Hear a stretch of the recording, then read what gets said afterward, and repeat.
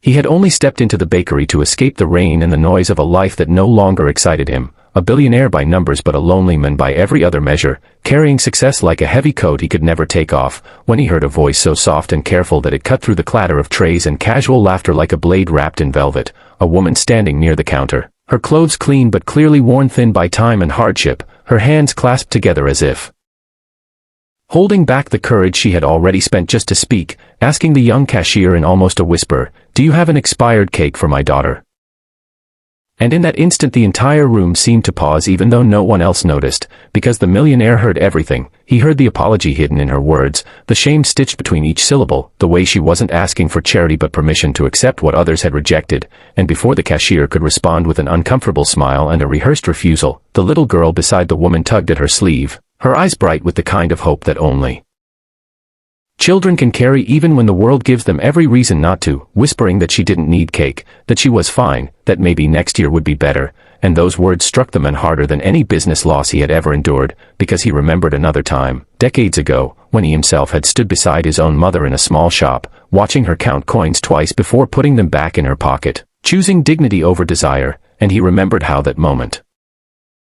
had quietly shaped his hunger for success, not for joy but for escape, and now here he was, surrounded by abundance, witnessing the same quiet heartbreak replay itself in a different generation, and something inside him shifted, not loudly, not dramatically, but deeply.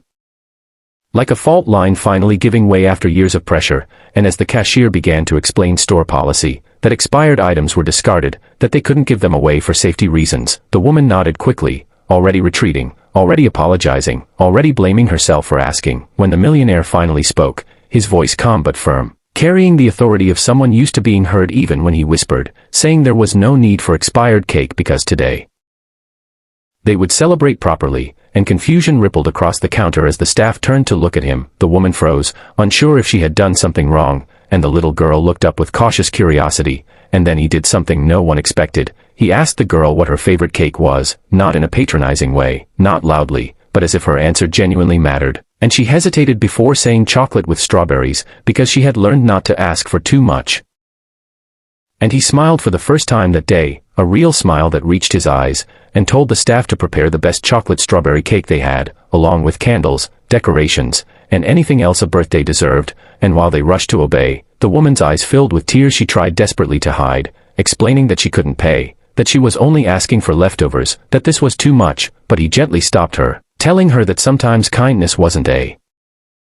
transaction but a reminder, and as the cake was brought out, fresh and beautiful and glowing under the bakery lights, the little girl stared at it like it might disappear if she blinked, and when they sang a soft, spontaneous birthday song, led by the staff and awkward at first but growing warmer with each voice, the millionaire watched something miraculous happen. He watched joy return to a child's face without conditions, without fear,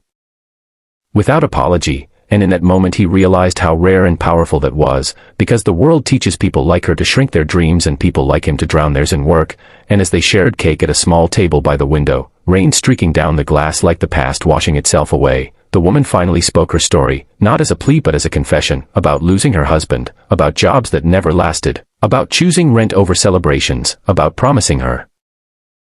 daughter that things would get better even when she didn't know how, and the millionaire listened, truly listened, for the first time in years without checking his phone or thinking about the next meeting, and he realized that success had given him everything except the ability to feel needed in a way that mattered, and before they parted, he did something even more unexpected. He offered her not money in an envelope but opportunity with dignity, a stable job at one of his companies with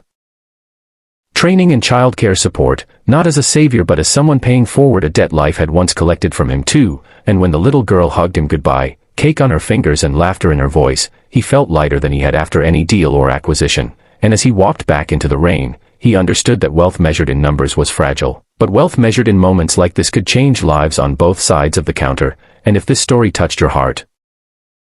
remember that kindness multiplies when shared, so subscribe to this channel for more stories that remind us what truly matters, because sometimes the smallest question, asked with courage, can awaken the biggest change in someone who thought they had everything already.